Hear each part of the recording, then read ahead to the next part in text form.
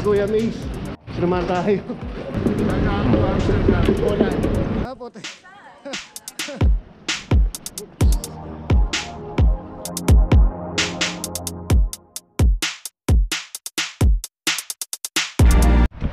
Hello guys, nandito ako ngayon sa Amsterdam.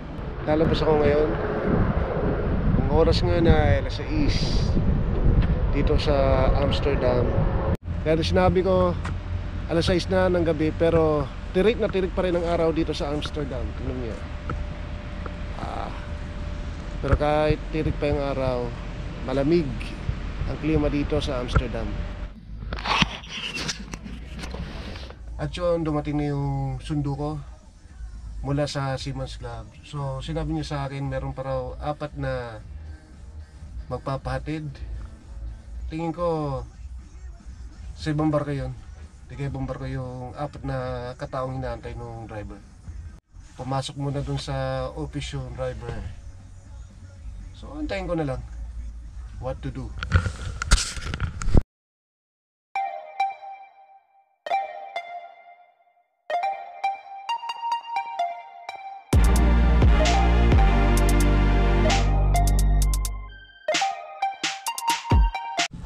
Dito na ako sa Seamen's Club. Yan, nakausap ko yung driver. Sabi niya malapit lang yung train station. So nag-iisip ako kung magpupunta ako ng sentro, magte-train ako or magta-taxi ako. So kung magte-train ka, 6 euro lang yung babayaran mo. Kung magta-taxi, mga nasa 22 euro. Parang ganun. So nag-iisip ako. At yun, kung dito ka lang tatambay sa Seamen's Club, wala ka namang ibang pupuntahan, pwede namang mag-ihaw-ihaw dito, magpalipas ng oras, 1, 2, 3, 4 o higit pa. Pagkatapos nun, yun, pwede ka nang bumalik sa barko, balik ulit sa realidad.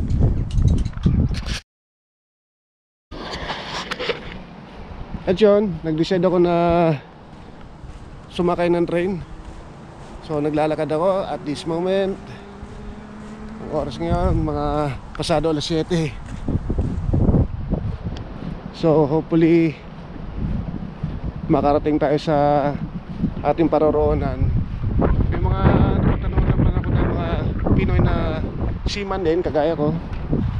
Sabi nila kung sakay dun sa, mula dun sa sasakyan ng train, isang station lang, nasa central train station ka na. Medyo makalimlim na. Hindi kagaya kahapon na tirik na tirik pa yung araw hanggang alas 11. Wow, gandang bahay. Malapit na ako sa train station.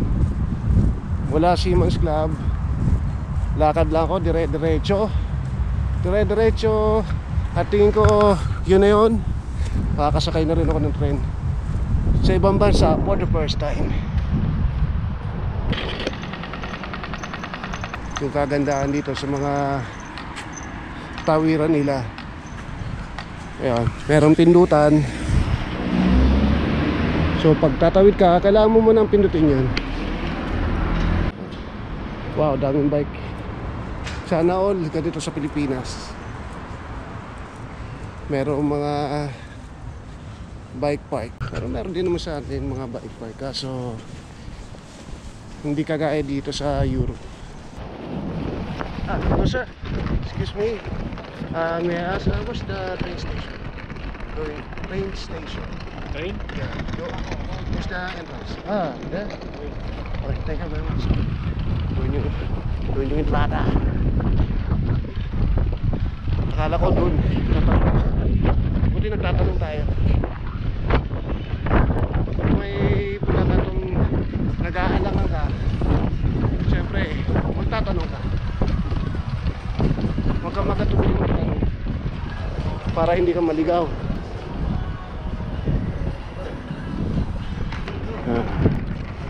Rotterdam Station. So pupunta tayo sa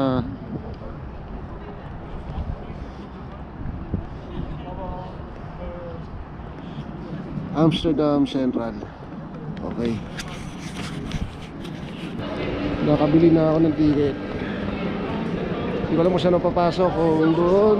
Hindi ko alam kung saan ako papasok. Nakakalito.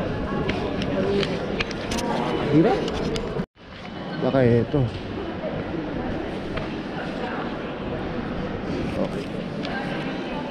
Dito na ako, mag-aabang na ako.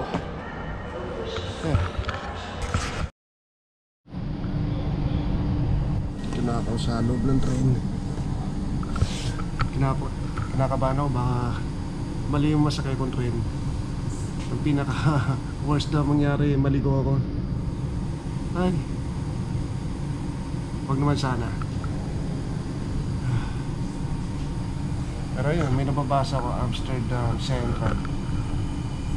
Hopefully, nasa tamang sinakyan tayo ng train.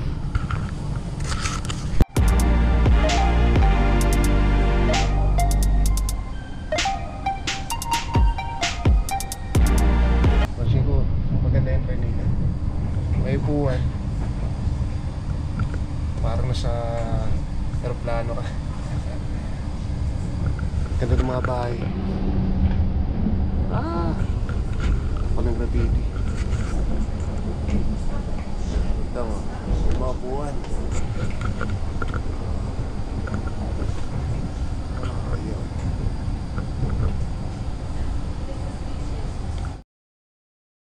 Alas 8 na dito sa Amsterdam. Nakarating na ako. Baba na ako ng train. Ngayon, pa-exit na ako. Ngayon, hanapin naman natin kung saan yung exit. Ayun, so bakas nakalabas na ako ng train station. Kinabahan ako ron. Kinabahan ako ron. Buti naman nagawa kong makasakay ng train. At nakababa ng Central Station. Nakababa ng Central Station ng hindi naliligaw. Patay tayo. Patay tayo. Alanganin yung tawid ko. Wow, ang ganda ng lake. Nakikita nyo. Ang ganda ng lake. Saan tayo ngayon pupunta? Hindi ko alam. Stop over muna tayo at mag-isip-isip. Yosi muna saglit.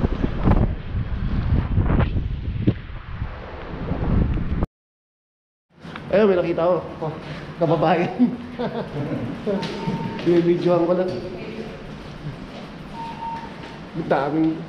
Ang daming bisikleta rito. Sana may ganyan. Ating na bisikleta to. Ay, may bayad? Yung first 24 hours libre.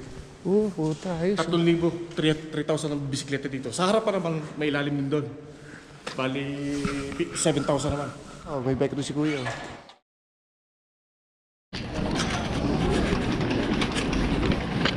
Ay, kasama ko si Kuya. Ano nga pala pangalan mo kaya? Maze. Maze. Ben. Okay. Nice to meet you. Si Kuya Maze. Ayan. Sinuman tayo. Kung makikita nyo, ang ganda ng bike ni Kuya. Hindi, ano lang to? Patakbuhin. Ganda oh. Hindi, maganda talaga. Real talk, maganda. Ayan, nasa labas na tayo. Ito yung Ito yung parang southeastern side yata na sinasabi ni Kuya. Hindi, bali ito yung sentrum. Sentrum talaga. Ayos, ang ganda. Yung ilalim mong tubig na nakikita na yan, yung ilalim yan, parking ng bisikleta din, 7,000 naman. Puta na. Ayos yun. Sana all, meron ganun sa Pilipinas. Ilalim yan. Kita nyo. Ay, nakita mo yung mga Escalator na yun. Escalator. Ay, may pera din. Kasi dati dito ang paradahan ng bisikleta eh. Tsaka doon. Ayun yung bakante na yan. Yan dati paradahan nila. Ayun, nakatabi letter M na yan. Yan yung pababayan sa Buyan. Metro tawag. Metro. Sa atin, LRT yan, MRT di ba? MRT, LRT. Yan mo. Saan ka nakakita? Riles ng train, tatawiran mo. Sa atin hindi pwedeng tawiran. May mga bakod. Yung pinakakarap ko yan. Yan o. Kasi pasensya ka na sa mga pinapagawa ko ha. Puta, contractor si Kuya. Joke lang. Dito ka pa dyan. Sundan natin si Kuya. Siya yung lokal dito. Press na yung mukha. At tayo yung turista. Ayun, kasino, nahanap ni Chief Engineer. Baka dyan pumunta ka pa si Chief Engineer. Kaso, pinakamalapit yan, okay ako sa nauna natin yung play-in na nakalagay.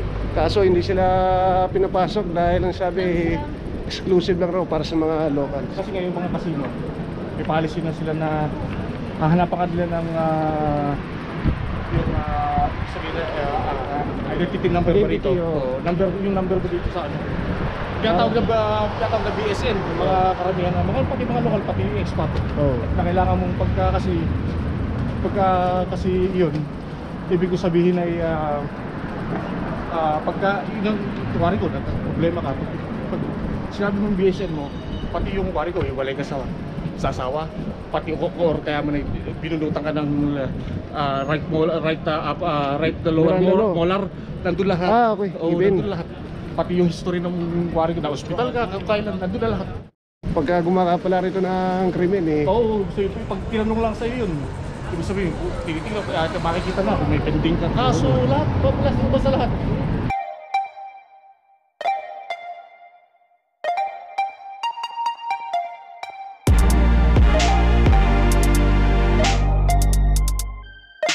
Grabe, nagkalat yung mga tindahan ng marijuana rito.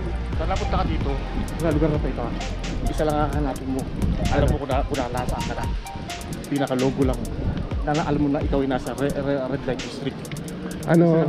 Isa lang dito. Dadaanan natin. Nakita mo yung kamay na yan? Yan ang pinaka-famous dito. Ha? Tignan mo kung ano yung hawak-hawak niyan. Tingnan na yan. Pote. Red light district ka rin. Puta na yan. Nakita mo yung sign na yan. Kung nakita niyo yung sign na yun, sabi ni Kuya, yun ang ibig sabihin na yun ang tanda na nakapasok ka na sa red light district. Nasa teritoryo ka na ng red light district. Ewan ko kung village o ano. Basta yun na yun. Yung mga ano dito, yung mga naka-eskaparate. Eskaparate kung sasabihin. Yung mga yan pati si Lola Dito, legal ang prostitution ba? Ayan Sex work is still a work. Yung mga sex worker dito, nagsisipag-tax yan. Sabi nga nila, pinakamatandang profession talaga sa buong mundo prostitute, sex worker. Hindi pa pinapanganak si Kristo. Meron na. Maski nung panahon pa siguro nila Abraham o bago pa sina Abraham. Meron na. Itong kinatatayuan ko. Officially, ito na yung ano ba tawag dito? Red Light District dito sa Amsterdam. Nakakatawa. May simbahan. Sabi nga ni Kuya, pagkatapos mong gumawa ng kasalanan, maghuhugas ka naman. Mag-umpisal ka na kay Father. Itong red light na ano yan, ibig ko sabihin is mga puro matatanda yun dyan, puro mga oldies pero pinapasok pa rin. Pero tignan mo naman yung pagitan ng simbahan pati ng isang eskaparat. Ayun nga simbahan. Di pa lang yung pagitan ng simbahan sa kanang red light district. Itong mismo yung sinandalan ko kanina, eskaparate din yun. Pwede naman mag-video daw, sabi ni Kuya, kaso huwag mo lang ipo-focus yung lente sa mga babae. Mas okay. Bilang respeto din sa babae. Mas okay nang mag-video ka, huwag ka lang mag-picture. Yun. Pero yun ang ano nila, mas okay pa yan. Ayan. Dito rin mga premium na eskaparate. 246 yan. 146 na eskaparate. Dito lang sa City Center. Dito lang sa City Centrum yan. Kung pwede. Ibig sabihin na nakasarado, occupied. Occupied siya. Ayun pala. Trohan. Turuan. Ay, nakita mo live on stage. €2 na makakapaibot ka, sabi natin mga 8 ata o para 10. Tapos parang nasa ruweda kayo ng sabong ba? Nakapaikot ko yung gano'n, tapos nandiyan na sila sa gitna. Minsan dalawang babae, minsan dalawang lalaki, minsan lahat. Minsan forsam lahat. €2 may oras yan Pagka siyempre nabibiting ka, palalabas ko rin, kailangan maraming dalang barya dahil kung gusto mong makakumpleto ng isang scene parang kailangan marami kang barya para ibig ko sabihin mapalubos sila ng full show. Ilang minuto ba? Yun hindi ko lang matanda ko ilang minuto yun, pero worth it naman ang €2 na kwan. Siyempre kung iba gusto lang ma-experience, tapos lalabas din ba? Kaya napakahaba din ang pila dyan, lalo pag Friday. Pag na-extend pa kami ng stay dito sa Amsterdam, susubukan namin yan. Oo, naman. Ito yun, di ba, tigto 2 euro. Ito naman, ito yung, hindi naman 2 euro yung talagang kwan. Mismo magbabayad sa kanila. Makikita mo silang gising talaga. Theater ba? Pero, ng sex show. Sex show talaga. Theater. Share muna tayo. Ayun, sa wakas naka-jingle din. Back to the ball game. Ayan, nakikita nyo mga theater na yan. Kung gusto nyo ng mga live scene na section, kung baga turuhan sa ating kung tawagin. Ayan, diyan ka pupunta. Normal na normal dito sa Amsterdam yan. Museum. Yan o, yung Cannabis Museum. Gallery. May museum sila para sa marijuana. Nilecture ako talaga doon kung isang specific, kailan sila nagsimula, kung kailan nila nilegal dito yan, ay kaunahan dito yan, legal talaga dito. Noong pa talaga. Yung ibig sabihin ay pag magkabit ng marijuana, legal talaga dito. Robin Padilla, madalas dito. Oh? Robin Padilla, Joey De Leon, Mike Tyson. Tayo na ng coffee shop dito. Oh? Oh. Hanggang ngayon? Oh, kay Tyson na tawag ko rito is last year lang tinayo yung coffee shop niya. Hindi na masyadong mainitin yung ulo ni Mike Tyson. Oo, ibig sabihin talaga nakatulong sa kanya. Nakakatulong sa kanya yung marijuana. Kung mapapanood mo yung ano niya, o kaya man sa Facebook or ano, yung may podcast siya eh. Na kung nakita mo, kalmado na siya. Saka talagang habang nagpa-podcast siya, talagang nagsisipag marijuana sila. Saka sa mga latest video ni Mike Tyson, hindi na siya yung gaya dati no, yung imahe niya na bad boy talaga. Oo. Yung talagang kailangan, huwag mo makunti ng bully, talagang bubugbugin ka sa mahalin ka. Si ano, nakita ko dito, Isko Moreno. Isko Moreno? Oo, tapos si Carla Villana, pati ano. Oh? Tom Rodriguez, nakasakay ko sa tram. Yan yung Royal Palace, yung tinuturo ni Kuya kanina. Kapag mayroong bisita yung royal family, diyan nila tinatanggap. Pag may bisita ako, diyan ko tinatanggap. Ayun.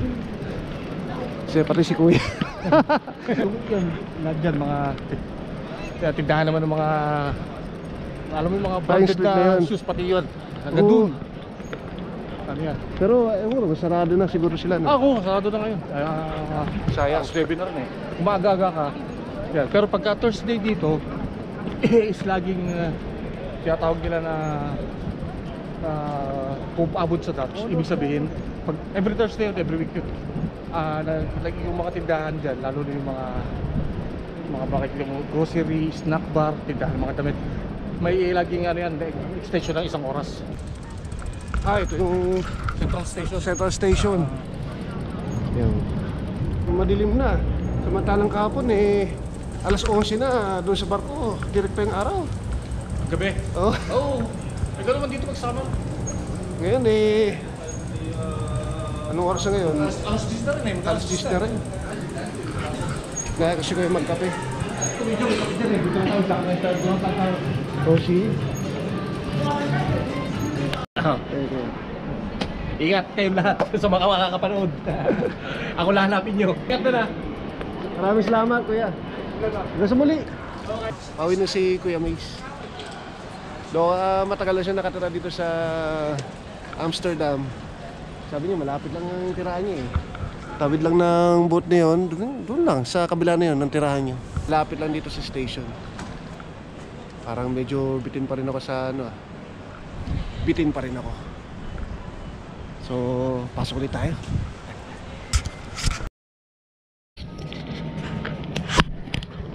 Yun, alas 10 na ng gabi. Dito pa rin ako sa Amsterdam. Ayun, katapos namin maghiwalay ni Kuya Mace, parang medyo bitin pa rin yata ako. Hindi pa ako babalik ng barko. Maglakad-lakad pa tayo. Explore natin yung Amsterdam kapag madilim na.